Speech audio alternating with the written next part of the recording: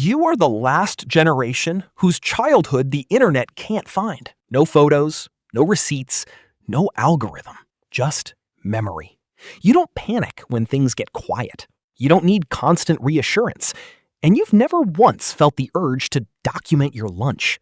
If you grew up before the year 2000, that is not an accident. Your brain wasn't just shaped by memories. It was wired by a world that no longer exists. You are part of what psychologists call the bridge generation, the last humans to know what life felt like before the digital takeover, and this video is for you. Think back. You lived in a world that didn't hover, no GPS, no read receipts, no parent tracking your location every 20 minutes. You left the house with a bike and a promise to be back when the streetlights came on. Whether you were a latchkey kid making your own snacks in an empty house, or a 90s kid using an encyclopedia for a school project, you had something today's generation will never have: privacy. Your awkward phase wasn't documented. Your mistakes didn't live online forever. You got to build your identity quietly, in your own room, for yourself. Not for likes, not for views, not for approval. The first thing that shaped you was boredom. And back then, boredom wasn't a crisis. It was Tuesday. You stared at the ceiling, flipped through channels when nothing was on, just sat there. Without realizing it, your brain learned a skill most people today will never develop: being alone without falling apart. Your mind doesn't spiral when stimulation drops because you learned how to generate calm from nothing. That is not a small thing. That is a superpower. Second, you learned social awareness the hard way, face to face, in real time, with zero lag.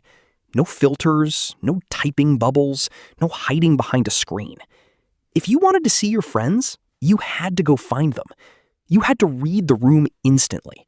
Who was mad? Who was fake? Who was about to start something? Even dating required nerve.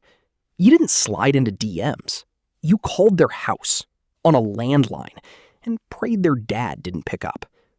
That right there trained your nervous system to handle fear every single time. Third, you were a master of waiting. You waited weeks for a movie to hit the video store. You sat by the radio all afternoon for one song, just so you could hit record in time. You saved your allowance for months for a single CD. Psychologists call this delayed gratification mastery. You learned that good things take time, that anticipation is part of the reward, that waiting doesn't have to mean suffering. The generation that streams everything has no idea what that feeling is worth. But you do. Here is what nobody talks about. You are analog native, digital fluent. You remember the screech of dial-up. You lived through the transition to broadband. You are the only ones who could accurately compare both worlds because you actually lived in both of them. Psychologically, that makes you calibrated. You use technology, but it doesn't use you. You're comfortable with silence, but skilled at digital communication. Researchers call this a balanced childhood. You climbed trees and you coded websites. You played tag and you played video games. That split created something rare, a mind that appreciates simplicity and navigates complexity at the same time. The American Psychological Association reports that Gen Z is now the most stressed generation in recorded US history, and they've never known a world without a screen. You have. This wiring is why you handle pressure differently. When things go wrong, you don't freeze waiting for someone to fix it. You figure it out. You have a natural confidence, not from being taught, but from being tested.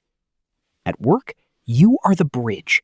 You translate between older colleagues who don't get the tech and younger ones who can't imagine life without it. You value authenticity over performance because you built your identity before the audience arrived. You are the living record of how the world changed. If you feel nostalgic, it's not for the decade. It's for the feeling of being fully present, of existing without performing. You don't belong fully to the old world or the new one. And that is not a weakness. That is the whole point. You didn't need a like to know you existed. And that is exactly why you are the most psychologically stable generation alive. You're not behind. You're the only ones who got the full experience.